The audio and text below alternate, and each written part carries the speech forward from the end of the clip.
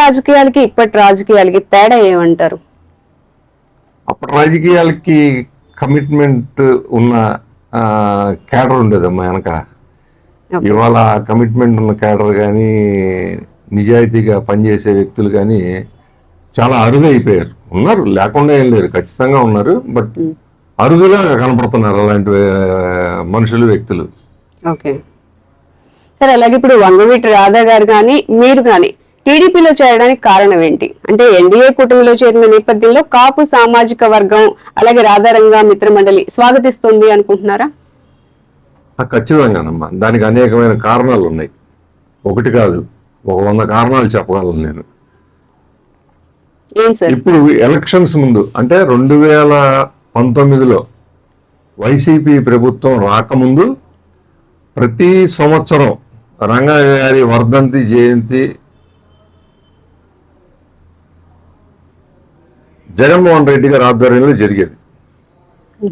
2019 తర్వాత అధికారంలోకి వచ్చిన తర్వాత ఏ రోజైనా మీరు రంగయ్య గారి ఫోటోకి ఆయన దండేసి దండం పెడుతుంది చూసారా? జరగల. ప్లస్ రాధాకృష్ణని కించపరుస్తూ అతని ఆత్మాభిమానాన్ని దెబ్బతీస్తూ అనేక సందర్భాల్లో జగన్మోహన్ రెడ్డి గారు ప్రవర్తించారు. ఈ ఆత్మాభిమానాన్ని చంపుకోలేక రాధాకృష్ణ గారు బయటకు వచ్చేసాడు. అలాగే జిల్లా విభజన జరిగినప్పుడు ఏదో ఒక జిల్లాకి రంగయ్య గారి పేరు పెట్టమని చెప్పి 26 జిల్లాల నుంచి కూడా లక్షల అప్లికేషన్స్ వచ్చినాయి, రిప్రజెంటేషన్స్. చెత్తబుట్టలో వేశారు అయ్యి. నేను స్వయంగా అప్పటి ప్లానింగ్ కమిషన్ విజయ్ కుమార్ గారు ఉండేవాడు చైర్మన్, ఆయన దగ్గరికి, జిల్లా కలెక్టర్ దగ్గరికి, అలాగే ముఖ్యమంత్రి గారికి రిప్రజెంటేషన్స్ పంపించాం. నేను స్వయంగా పంపించా, రంగయ్య గారి పేరు పెట్టండి, లేదు మీరు పెట్టలేకపోతే కనీసం అమరావతిలో ఒక 4-5 ఎకరాల ల్యాండ్లో వంగవీటి మోహన్ రావు గారి స్మృతివనం ఏర్పాటు చేయమని చెప్పని జిల్లా మంత్రులకి, చుట్టుపక్కల జిల్లాలో ఉన్న మంత్రులందరికీ కూడా విజ్ఞప్తి చేశారు. ఒక వేదిక మీద వాళ్ళందరూ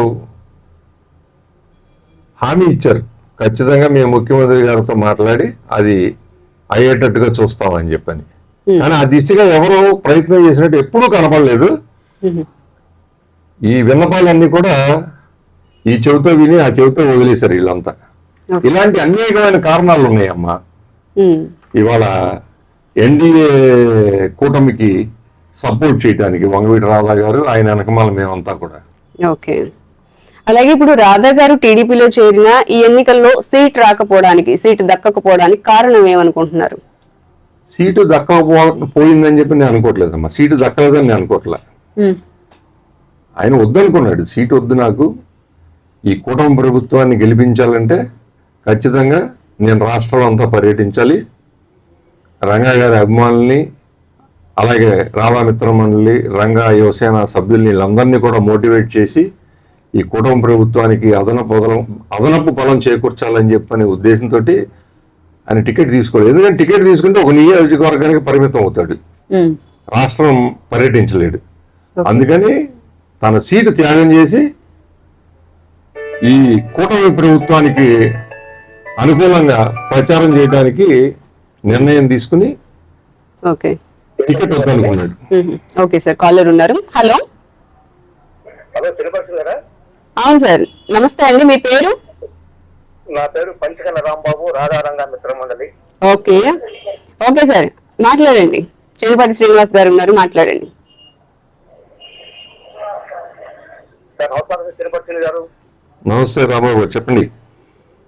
నా పేరు పంచకల రాంబాబు, రాధారంగ మిత్రమండలి అండి. మీరు తెలుగుదేశం పార్టీలో చేరడం చంద్రబాబు నాయుడు గారికి బాగా ప్రత్యేకంగా అనుకుంటున్నాను. కానీ రాధారంగ మిత్రమండలి సభ్యులకి, వాళ్ళ కేటరీకి ఏదైనా సముచిత స్థానం ఇస్తారని వాటికి వచ్చా? రాధా గారికి ఇస్తే మన అందరికి ఇచ్చినట్టే రాంబాబు గారు.